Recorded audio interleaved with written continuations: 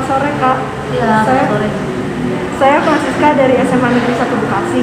Ingin mewawancari Anda mengenai pendidikan. Apakah Anda bersedia? Iya, bersedia. Apa arti pendidikan menurut Kakak? Pendidikan itu adalah sarana untuk membuat seseorang menjadi lebih berkualitas, ya. Berkualitas artinya bukan dari segi materi iya meningkat, taraf hidup, tapi juga lebih pada sikap mental, ya. Kualitas hidup menyeluruh lah, ya. Apa tujuan dari dibentuknya pendidikan? Jadi bentuknya pendidikan seperti tadi yang meningkatkan kualitas sumber daya manusia, ya, yang diharapkan akan meningkatkan kualitas hidup di masyarakat di dunia. Apa tujuan dari Intan dibangunnya? Intan dibangun ada agar memudahkan mereka lolos ke PTN. Rata-rata lulusan Intan diterima di universitas apa?